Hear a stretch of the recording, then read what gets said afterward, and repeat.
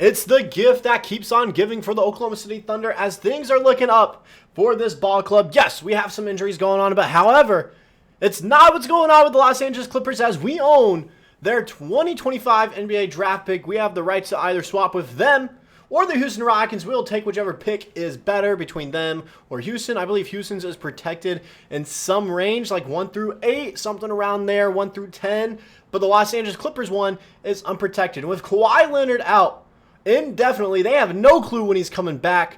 The Oklahoma City Thunder could find themselves in the lottery this season after potentially winning an NBA title, which is absurd to hear of, especially with a draft class that is as stacked and hyped up right now since probably 2020. All right, the last time I remember a draft class being this hyped was Zion Williamson, Ja Morant, RJ Barrett, all those guys. You have guys like Ace Bailey here, Cooper Flagg, and a bunch of other guys that can make an immediate impact for NBA teams of all level as soon as they get drafted. We're going to go into that into an in-depth analysis here on Thunder Digest. Before we get into that, though, just a quick moment to say the NBA season is quickly approaching. If you guys don't want to miss a single minute of the news going on around the Oklahoma City Thunder, go ahead, hit that subscribe button, and then hit that bell notification to stay up to date for all your Oklahoma City Thunder news. With that out of the way, we can go ahead and get into the topic at hand. And yes, I know, guys, it's not looking good. I could be talking about Jalen Williams or Isaiah Hartenstein right now. The reason I'm not, we already talked about Hartenstein, all right? It's not the end of the world. We won 57 games without him. We can live without him in the month of November. We can still go way above 500 in that month, and the first, little 15 to 18 game stretch. We'll be fine. J-Dub, news came out. He's fine. It's just a mild ankle sprain. He's going to be okay. Miss a week or two, all right, of rest. He might miss the first 3 games, and that's it. It'll be fine. We can live without him, all right? It'll be okay. But this is really interesting. With the matter of the fact is, we could end up with a lottery pick very easily, all right?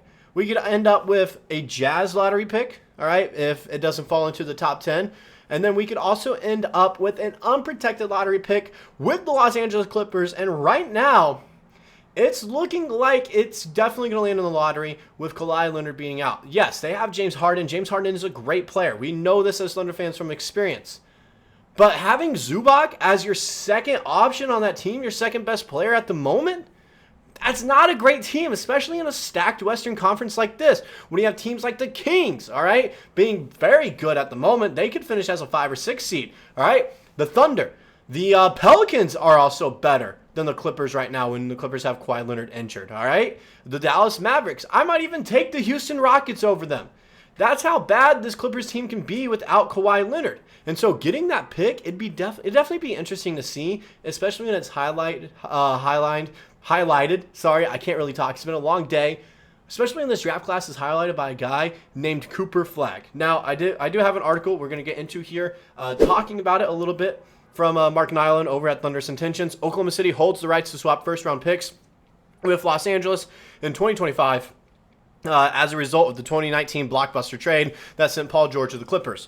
Though the chances of the selection falling into the lottery are already high due to All-Star's departure for Philadelphia this summer, Thursday's unfortunate Kawhi Leonard update seemingly increased the odds even more. The 2025 NBA draft class is one that's already being viewed as one of the strongest and deepest in years, and the headline talent among all its prospects is Duke combo forward Cooper Flagg, tabbed by many as one of the best two-way prospects in quite some time. The 17-year-old is already seen as an all-time generational talent thanks to his overall abilities to play both ends of the floor and serve as a legitimate 3-level scorer. Now getting into the second part of the article here, and then we'll finish up that part. As a result, the unanimous opinion is that the 6'8" freshman has legitimate superstar potential at the next level, and under a year out from next June's festivities is currently the unquestioned top prospect. Coming into the 2024-2025 campaign, the Clippers were already predicted to be a fringe play-in team, with some going as far as to project they'll miss the tournament altogether.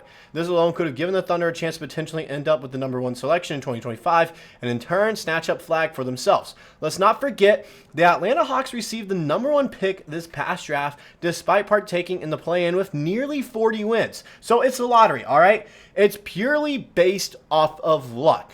There's no guarantee if we get that lottery pick from the Clippers, if they're a solid team, let's say they finish as the 11th seed, all right, with 39, 40 wins, okay? Because the West is that stacked that you could see someone not even make the play-in with 40 wins, all right? That's how good this Western Conference is this year. Let's say that happens. Odds are it falls to like 10, 11. That's probably where they'd end up. The thing is, though, the lottery the past few years has shown even teams with like a 2 to 3% chance to get number 1 pick find themselves in like the top 5 lately. That's been the trend going on with the draft so far. Those kind of 2 to 5% chances to be number 1 overall somehow find themselves in the top 5, which could be big news for the Thunder as this draft class is kind of stacked. When you look at a bunch of the guys in this class, Ace Bailey's a name I mentioned who is projected to go number 2 overall, and some people have also said if he performs well this college season, he could end up as a number 1 overall draft pick come 2025. Now, going into the little, guys here, this is the range right now that they have it going to. And they also have the Rockets, all right, being a lottery team as well, right there falling at 14. And then the Clippers right in front at 13. You have guys like Trey Johnson, who I haven't read much, but their little combo that they have for him, composition is Trey is a pure bucket getter who can fill it up from 3 levels. He's super smooth with the ball and makes the game look easy. He's not an elite athlete, but gets it done with his super high skill level, good handles, and great shooting touch. After missing out on A.J. Johnson last year, Longhorns fans will be getting a treat with this kid. His comparison is Richard Hamilton, Alec Burks. Not the greatest, but once again, they really haven't seen a lot from him so far. Since he is a freshman, this is going to be his first year. The Clippers, Drake Powell. Don't know a lot about him at the moment. He's from North Carolina. North Carolina usually produces some decent guys out there. One of the most explosive players in his class, a true high flyer and great open court athlete with ball skills as well. High flyer, he's got decent size, 6'7", 6'8", right there. Could be an interesting guy for us to pick up if we do land in the lottery. Now, it is very far away, so not really getting into it all that much. But right now, you see there's a ton of size. All right, this Duke guy as well, this center from South Sudan. All right, 7'2", 250 pounds, someone that we can keep our eyes on that could fall to us in the draft come, June, July? Whenever it happens, I think June, if I remember correctly. So it'd be interesting to see it all play out. Now, going into the big names, if somehow we find ourselves in the top 5, look at some of the guys in here and their comparisons, all right?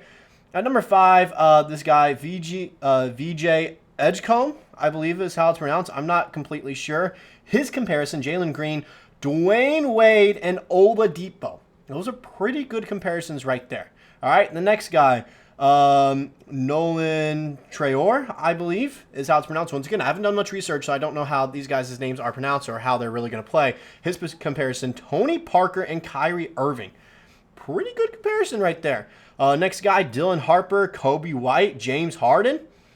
Interesting. All right. And then Ace Bailey, the guy that we were talking about earlier. T-Mac. Very interesting comparison right there. Then finally, Cooper Flagg, when they're looking at him. Scottie Pippen is one of those guys. And these guys are all great. It's guys that I'd be fine if we find ourselves in the top 5. I consider that a win. Any team that finds themselves in the top 5 this year in the draft, they need to consider that as a win. Because it truly is when you look at how loaded this class is. Those guys, I don't want to say Cooper Flagg is the consensus number 1 overall pick. And I'm not saying if the Thunder end up with the number 1 overall pick, they shouldn't heavily rely on getting Cooper Flagg right there. It shouldn't really be a question at the moment. However, a bunch of these guys could turn heads where they move up the chart and potentially take that number 1 spot. Ace Bailey is a name to look out for right there. And they all have decent size. That's the key thing. They have size. The Thunder want to build up some size now with their forwards and potentially another backup center. Something to be big to look for. And this draft, somehow you could see an NBA champion end up with a number 1 overall pick. And I don't know when the last time that happened was. It'd be history making, history in the books. But that's all I got for this video. Let me know be honest. What do you guys think the odds are of Oklahoma City Thunder ending up with the number 1 overall pick? And also drop where you think the Thunder can land with that Clippers and Rockets pick there. Which one would be higher and where would it land? Let me know in the comment section below. I'll see you guys in the next video.